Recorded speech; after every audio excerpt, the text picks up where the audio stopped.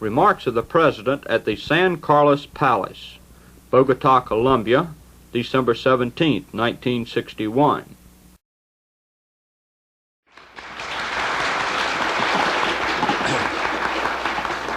I want to express our great appreciation to the President for his generous words tonight, and also to the people of this city and to this country for their heartwarming welcome to Mrs. Kennedy and myself. I must say that though we are far from home, you made us feel at home. So we want to express our thanks to you and all of your citizens of this city and country. In 1934, one of the greatest of my predecessors, President Franklin Roosevelt, was the first president of the United States to visit this country. He came in pursuit of a new policy, the policy of the good neighbor.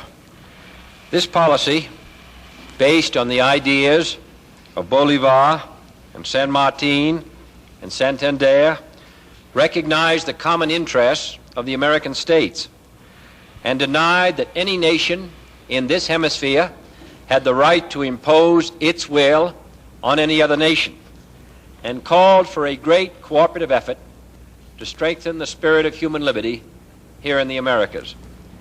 I come here today, the second American president to visit Colombia, in that same spirit. For our generation also has a new policy, the Alianza para el Progreso.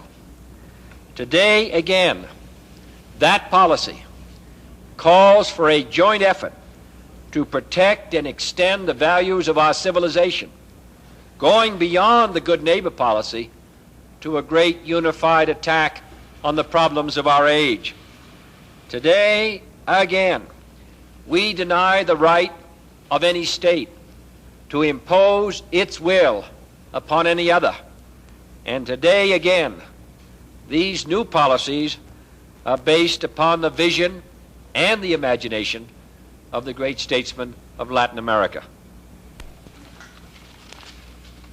No American has contributed more to this progress than your president, who is universally admired as one of the great statesmen of this hemisphere. As a principal architect of the Rio Treaty and as Secretary General of the Organization of American States, he has striven to perfect the inter-American system, which was the dream of the man who once lived in this house, Simón Bolívar. And recently, his bold initiative has strengthened the OAS against those extra-continental forces which seek to impose a new tyranny upon the Americas. As your president, he has restored democratic government, strengthened your economy, and worked within the free institutions to improve the welfare of all Colombians. His concept of progressive democratic government is at the heart of the Alianza para el Progreso, and I leave this country tonight strengthened in purpose and understanding by his wise counsel. But I know that Dr. Jfk'S would be the first to agree that even these accomplishments of the past are inadequate in the face of the immense and urgent problems which now confront us. Bolivar, in a letter written when he was in exile and the cause of liberty seemed dim, wrote, "The veil has been torn asunder. We have already seen the light, and it is not our desire to go back into darkness. In our time, the veil again has been torn asunder.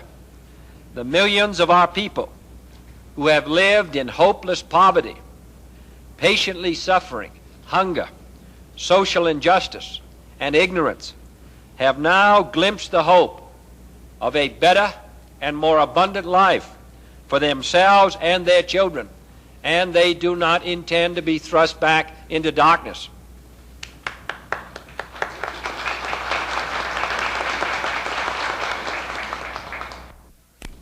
The Alianza para el Progreso is designed to transform this hope into a reality.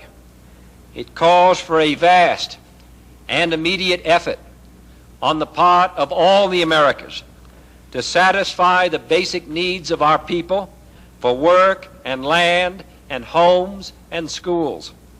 It expects within the next 10 years, the decade of development, to be well on the way to satisfying these basic needs. Much has already been done since the Alianza para el Progreso was announced on March 13th. And today at Techo, I saw some of the results of this effort. There, President Jfk'S and I, in the presence of the families of hundreds of workers, dedicated a housing project in which more than 80,000 people will, for the first time, know what it will be like to live in a home in which they would want to raise their children. We also dedicated one of 18 schools in which 30,000 children, the most valuable asset of this hemisphere, will be given their opportunity to study and to learn and to build their lives. And along with the social progress symbolized by the Techo project must also come an intensive effort to develop and industrialize the economies of Latin America, reducing dependence on raw materials and steadily narrowing the relative gap between the wealthy industrialized countries and the republics of Latin America. Thus, the Alianza para el Progreso is a program which is revolutionary in its dimensions. It calls for staggering efforts by us all and unprecedented changes by us all. It raises far-reaching aspirations and demands difficult sacrifices. And although we have already done much in a short time, we must do much more and act much more swiftly in the months to come. For on the success of the alliance, on our success in this hemisphere, depends the future of that human dignity and national independence for which our forebears in every country of the hemisphere struggled. After the American Wars of Independence, President of Colombia, Santander, said, "Arms have given us independence, and laws will give us freedom." These prophetic words, I think, indicate the history of our hemisphere. For our real progress has not come about through violence or tyranny, but under the guidance of democratic leaders who realized the great capacity of free societies for peaceful change. Men such as Franklin Roosevelt in my own country and your distinguished president in your country. It is this knowledge and experience which is the great contribution of our nations to the other nations of the world. There are those who tell us that the only road to economic progress is by violent communist revolution, followed by the complete subjugation of man to the will of the state. They come with banners proclaiming that they have new doctrines, that history is on their side. But in reality, they bring a doctrine which is as old as the pharaohs of Egypt, and like the pharaohs of Egypt, doomed by history. They promise free elections and free speech and freedom of religion, but once power is achieved, elections are eliminated, speech is stifled, and the worship of God is prohibited.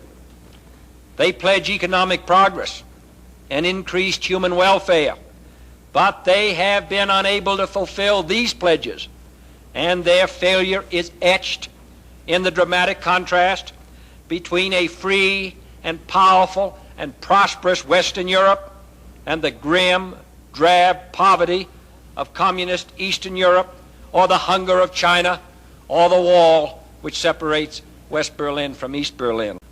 The fact is that the wall and the rifle squads of the last 12 months have shown us again, if we did not need to be shown, that when these doctrines have had to face the united will of free men, they have been defeated. We are a young and strong people. Our doctrines, the doctrines lit by the leaders of your country and mine, now burn brightly in Africa and Asia and wherever men struggle to be free. And here in our own hemisphere, we have successfully resisted efforts to impose the despotisms of the old world on the nations of the new. Today we face the greatest challenge to the vitality of our American revolutions.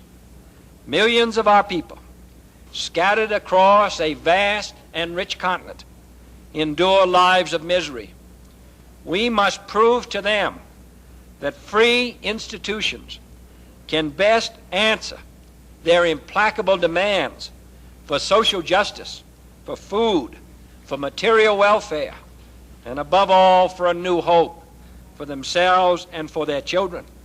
And in so proving the blessings of freedom in Latin America, we will be teaching the same lesson to a watchful and impatient world. We in the United States have made many mistakes in our relations with Latin America.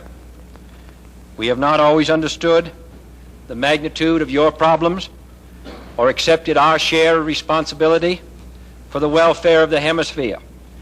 But we are committed in the United States today, our will and our energy, to an untiring pursuit of that welfare, and I have come to this country to reaffirm that dedication. All of us are, I am sure, also ready to admit past mistakes and accept new responsibilities. For unless all of us are willing to contribute our resources to national development, unless all of us are prepared not merely to accept but initiate basic land and tax reforms, unless all of us take the lead in improving the welfare of our people, then that leadership will be taken from us, and the heritage of centuries of Western civilization will be consumed in a few months of violence.